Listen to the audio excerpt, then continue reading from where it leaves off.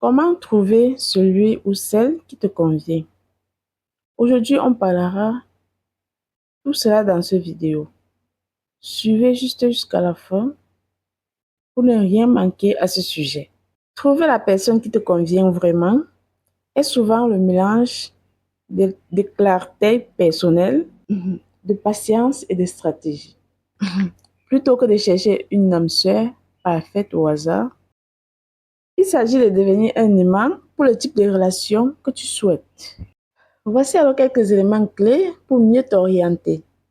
Pour trouver quelqu'un qui te convient, premier point, se connaître d'abord.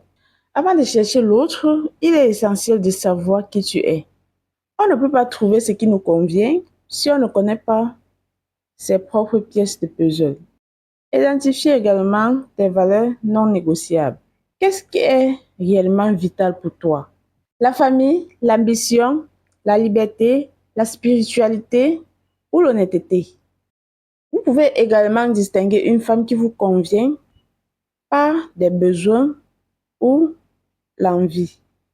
Une envie est superficielle, par exemple la couleur des yeux, et un besoin est profond, par exemple se sentir soutenu émotionnellement.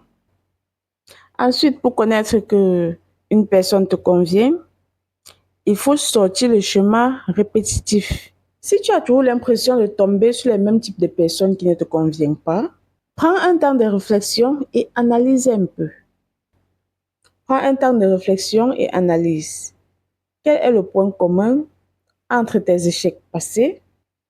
Parfois, on attire ce qui nous est familier, même si c'est toxique, plutôt que ce qui nous est bénéfique.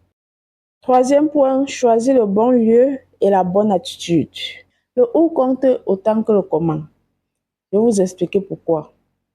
On rencontre souvent les personnes compatibles dans les contextes qu'on aime. Par exemple, au sport, à la cuisine, au bénévolat, au club de lecture.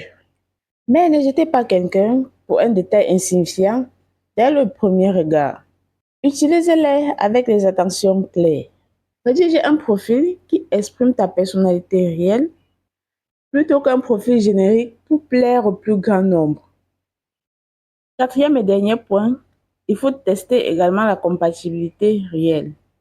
L'alchimie ou le feeling est important, mais elle peut être trompeuse. La compatibilité se vérifie sur le terrain, ah oui, et en face. Pour vous parler des sujets difficiles sans vous discuter, ensuite avoir un rythme de vie, vos visions quotidiennes, argent, loisirs, travail, sont-elles alignées? Est-ce que cette personne te rend également meilleur ou est-ce que tu te sens épuisé à ses côtés? La bonne personne n'est pas celle qui résout tous tes problèmes dans la vie, mais celle avec qui tu as besoin de résoudre les problèmes de la vie. Souhaites-tu que nous travaillons ensemble sur une liste de tes critères non négociables pour y voir plus clair dans tes prochaines rencontres? Dites-moi en commentaire et j'attends vos critiques. Je vous envoie plein de bisous et bonne année encore une fois de plus. Ici, c'était Femme et Business. Bienvenue sur ma chaîne.